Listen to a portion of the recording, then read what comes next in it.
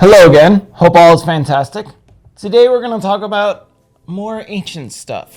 So hopefully you have your book ready and you're ready for some getting off some dust that is amongst yourselves. We're going to talk about some ancient Egypt, or I am. Just sit back and relax and let's begin. Christians believe that God spoke the word into existence. Genesis tells us about God that said, "Let there be light," before a succession of other statements, which literally spoke everything in existence through the use of mere words. The formless chaos became formed and predictable, and life came into existence within itself. Exciting. But the ancient Egyptians were no prudes. They were a lot kinkier than expected, and a lot more bizarre as well. In one ancient Egyptian creation myth, the world and all of creation came into existence through nothing other than the act of masturbation. And here, masturbation was useless endeavor. Somewhat similar to the Christian telling of creation, in the Egyptian version of the universe started in absolute nothingness, like the formless abyss of the Christian tale, but there was one living God, Adam, who masturbated, and though through the act, he gave birth to a pair of twin gods. Thus, the first act of creation was performed. This myth laid the groundwork for what would be uniquely strange culture in the way of sex, and it would actually be present in other sex rituals that people would perform during that time frame. From this myth came sexual practices and ceremonies as well, and it involved masturbation, which the ancient Egyptians saw as a life-giving process of creation. The ancient world, especially ancient Egypt, was obsessed with growth, birth, creation, and that whatever gave life, and many myths amongst that. So in a way, it shouldn't be some surprise that regardless of how bizarre it might be today, nowadays, that the pharaohs of ancient Egypt are said to have ceremonies for masturbation into the Nile River, which was also reverted into life-giving properties. The symbolism here was pretty powerful. The fact that the ancients viewed time in a circular format rather than a linear succession. In fact, the ancient Egyptian word for semen and describing the flooding of the Nile were all the same word. The ancient Egyptians knew the life-giving fertility ways of the predictable flooding of the Nile, and they saw the same properties in semen. Lovely. Another unusual sex myth, which sprang up from this ancient culture, was that of Horus and Seth, which was highly sexually charged, with an ultra kinky element to it. Horus and Seth were a pair of gods that were always fighting with each other, particularly in bitter conflict, and their story is representative of a lot of that of ancient Egyptians viewed of life. The two would basically fight over who would inherit the throne of ancient Egypt.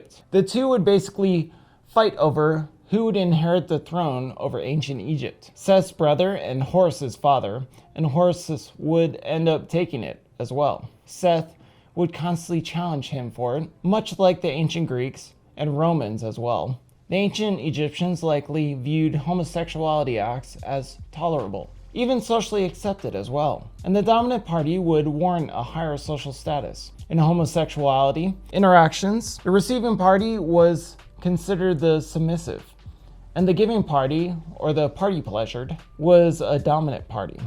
This carried over into the myth. Seth and Horus were battling for the throne one day and were basically trying to pin one another, forcing the other to be submissive as a sexual partner. Seth was trying to shame Horus by making him accept the female sexual role, thereby gathering the support of the other gods. However, the plot was foiled by Isis, who managed to keep Seth's semen from coming into contact with Horus. In turn, they managed to trick Seth into eating Horus's semen, thereby handing the victory to Horus. What a lovely tale. I hope Disney makes a movie about that. Another story. There is abundance of evidence showing that marriages of sexual relations between members of the nuclear family, parents and children, were common among royalty, or special classes of priests, since they were the representatives of the divine people of earth. They were often privileged to do what was forbidden to members of the ordinary family. During the period of 305 to 30 BCE, King Phleb II even used the practice as a major theme of propaganda, stressing the nature of couple which could not be bound by ordinary rules of humanity. Even King Tut was not spared from the practice of incest in ancient Egypt. Gross. His parents and sister were brother and sister. DNA analysis has recently been completed on 11 mummies that were closely related to Tutankhamun's relatives. The results revealed that Tutankhamun was beyond a doubt a child born from a first-degree brother and sister relationship. Tut was also wed to his half-sister. Of course, serious illnesses issues surrounded these relationships. As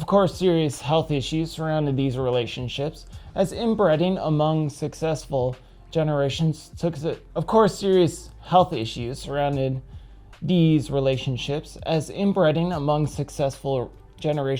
its toll on the family. While the practice helped solidify the ruling family's power, it was not only seen in royal class, even though it was forbidden by law. It makes sense that when we consider the Egyptian sex obsession and couple it with the bizarre death obsession as well. Or more appropriately, obsession with life after death. Or more appropriately, after death is necrophilia, as made part of the culture. Almost there, editor. Or more appropriately, obsession with necrophilia with after death. The Greek writer Herodotus tells us a lot about the practices of other cultures in the ancient world, especially when it comes to sex. The Greek writer Herodotus tells us a lot about the practices of other cultures in the ancient world, especially when it comes to sex. He told us plenty about the ancient sexuality of Babylonians. He had some things to say about Egypt as well, of course, particularly concerning necrophilia. Herodotus also said that in ancient Egypt, one would want to let the bodies of their loved ones sit out for about 3 to 4 days, so the embalmers from having sex of the corpses, so they'd be like raisins. Apparently, it happened at least frequently enough for Herodotus to mention it. Gross. Furthermore, the Egyptians had a necrophilia built right into the mythology as well. Remember Seth and Horus? Rewind if you don't. Seth was the brother of Osiris. After Osiris died, which set off the bitter rivalry between Horus and Seth, another god named Re had pretty extensive sexual relations with the dead body of Osiris. Even crazier than that, Ra is a different name for the same figure that first masturbated the world into existence, Autumn. Also, Horus, the son of Osiris, was created through the union of Isis and the dead body of Osiris. Horus was a god born out of necrophilia. If the Egyptian gods did it, it's safe to say the Egyptians themselves did it on some level too as well. Autumn, aka Re, masturbated the universe into existence by creating the first 2 gods as well.